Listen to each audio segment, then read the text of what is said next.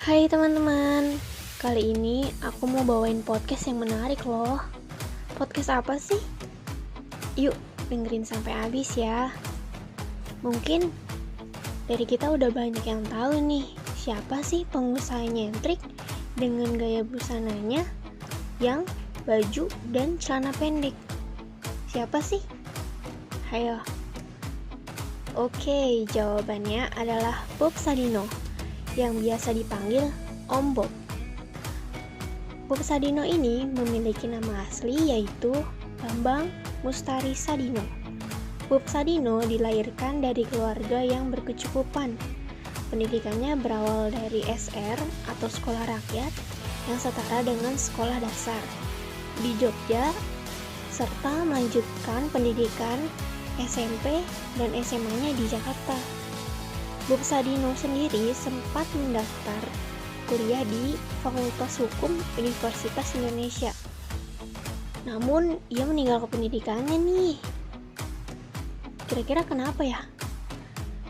Dan ternyata, Bob Sadino ini lebih memilih bekerja. Pekerjaan pertama yang ia tempuh untuk meraih kesuksesan ini adalah menjadi supir.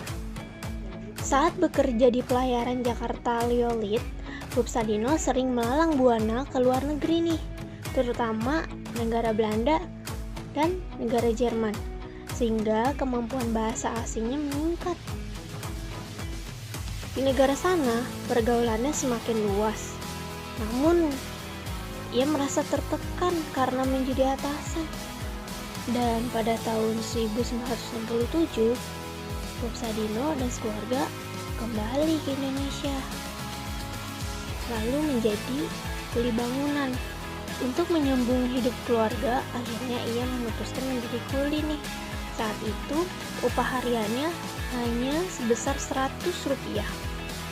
Tekanan hidup yang ia alami sempat membuatnya depresi. Hingga suatu hari, sahabatnya memberi saran untuk memelihara ayam, dan dari sanalah inspirasi berwirausaha ternak muncul. Lalu, Bob Sadino sendiri berjualan telur ayam, mempelajari cara mengembangbiakan ayam broiler dari majalah peternakan yang berbahasa Belanda. Berbekal hal tersebut, Bob Sadino pun berhasil dan menjual telur ayamnya kepada tetangga tempat tinggalnya.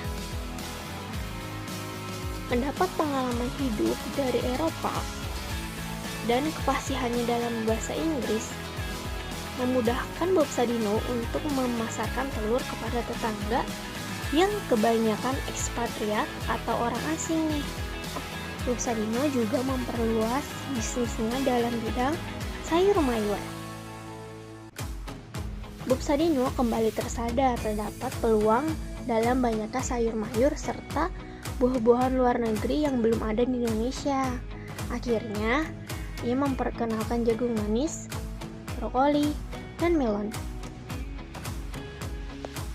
Bob Sadino sendiri memperkenalkan cara berkebun secara hidroponik di Indonesia, sehingga dapat menghasilkan sayuran segar. Pada saat itu, belum ada satupun perladangan yang menerapkan sistem hidroponik.